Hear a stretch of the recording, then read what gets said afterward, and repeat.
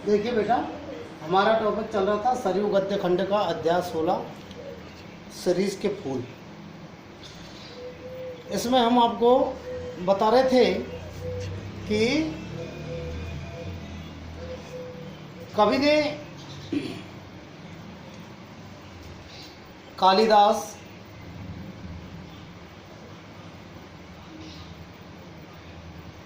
कबीरदास जी आदि जो कवि हैं उनको भी अनासक्त योगी बताया है। लेखक ने इनको भी अनासक्त योगी बताया है। उन्होंने ये भी कहा था कि कवि होने से क्या होता है, केवल तुक जोड़ने से, केवल जो है छंद बना लेने से ही कवि नहीं हुआ जाता। कवि होने के लिए सहृदय होना चाहिए।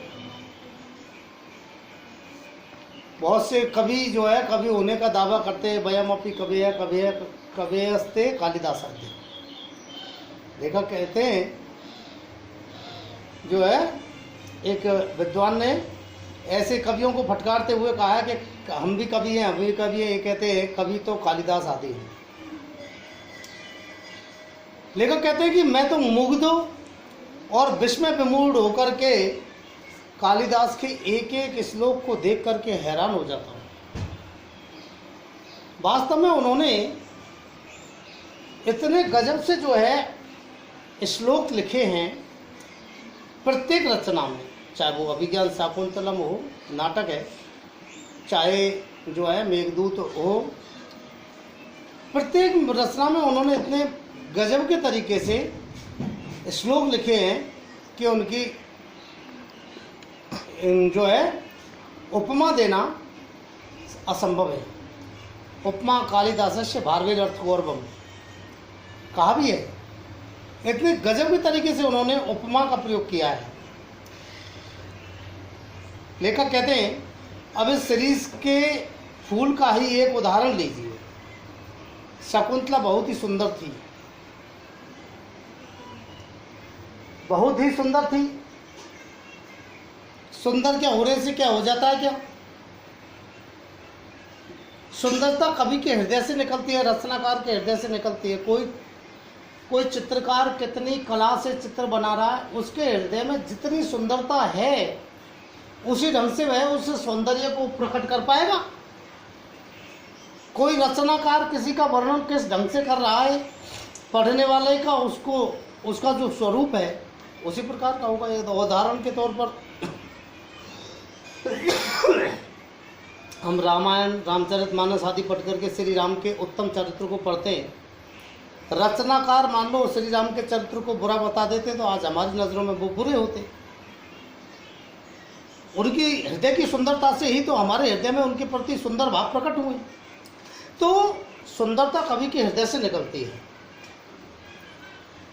देखना चाहिए कि कितने सुंदर हृदय से वह सौंदर्य डुबकी लगा करके निकला है कवि। शकुंतला कालिदास के हृदय से निकली थी। कालिदास ने हृदय से उसके सौंदर्य का वर्णन किया था। विधाता की ओर से भी कोई कार्पण्य नहीं था। कार्पण्य मतलब कंजूसी। विधाता की ओर से भी कोई कंजूसी नहीं थी सौंदर्य में, और कवि की ओर से भी कोई कमी नहीं थी।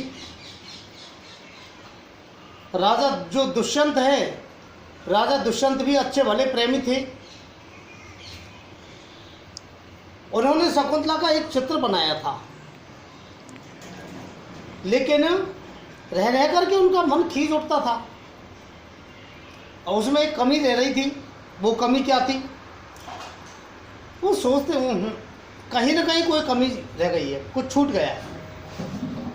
बड़ी देर के बाद में उनको समझ में आया कि शकुंतला के दोनों कानों में उस शिरीष पुष्प को देना भूल गए हैं, जिनके केसर, उनके ये जो पार्ट है इसको गंडस्थल बोलते हैं।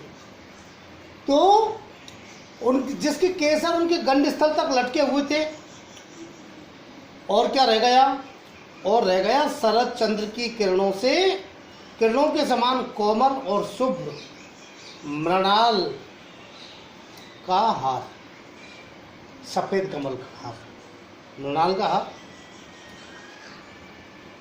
अब कालिदास सौंदर्य के बाहरी आवरण को भेद करके उसके भीतर तक पहुंच सकते थे।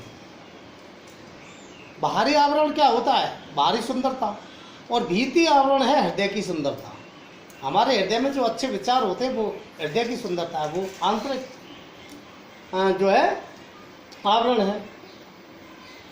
दुख हो कि सुख हो, वे अपना भावरस उस अनासक्त कृषि बल, जो बैल हल खींचता है, उस कृषि बल की भांति खींच लेते थे जो निर्दलित इक्षुदंड से रस निकालता है।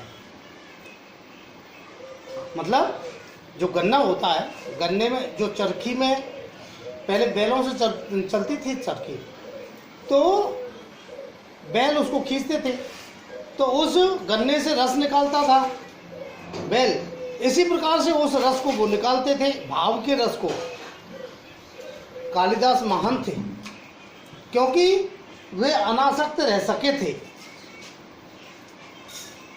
कुछ इसी श्रेणी की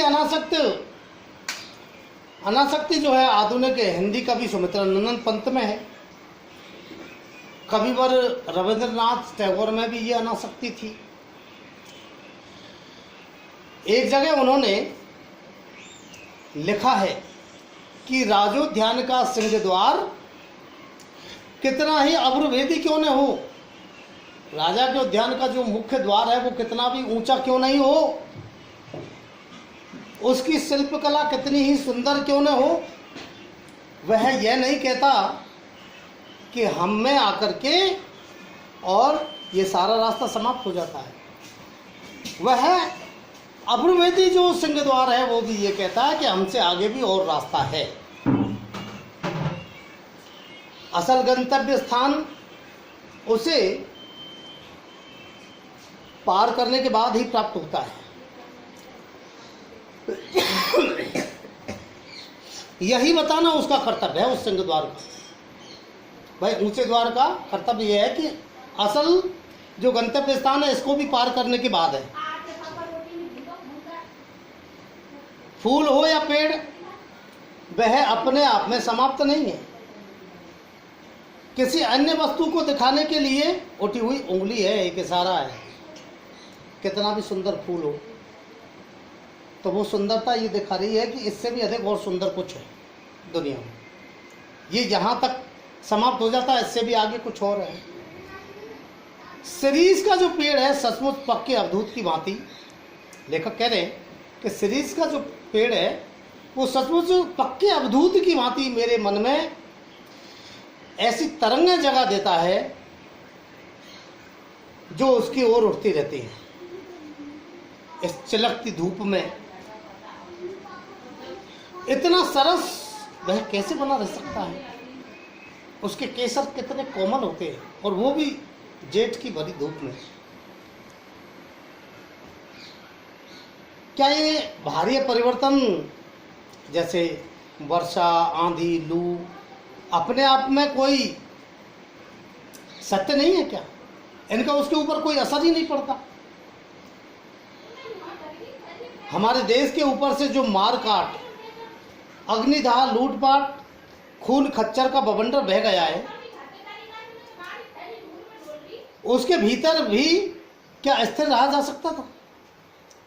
हमारे देश में ये समझ लीजिए लगभग 1400 साल तक, तो लगभग 1000 से ज़्यादा साल तक मुसलमानों ने शासन किया। उसके बाद डच, शक, कुषाण, हूण, मंगोल और जो है अंग्रेज, तरह तरह की विदेशी शासक आए और उन्होंने अत्यधिक खून खराबा किया, मारकाट की, लूटपाट की। उसके बावजूद भी आज हमारा अस्तित्व बना हुआ है।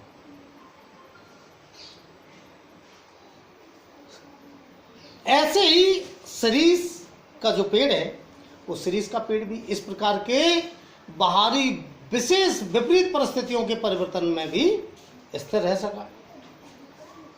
देश का एक बूढ़ा रह सका था, महात्मा गांधी। लेखक कहते हैं, क्यों मेरा मन पूछता है कि ऐसा क्यों संभव हुआ क्योंकि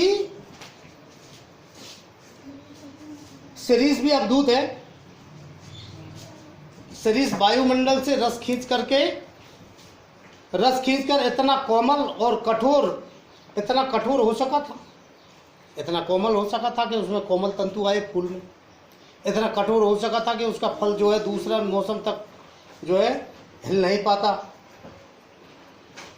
मैं जब जब इस शिरीष की ओर देखता हूँ तब तब भूख उठती है कि हाय वह अवधूत आज कहाँ है, ऐसा वह पेड़ आज कहाँ है, आज हमें ये पेड़ जो है कम दिखाई देते हैं।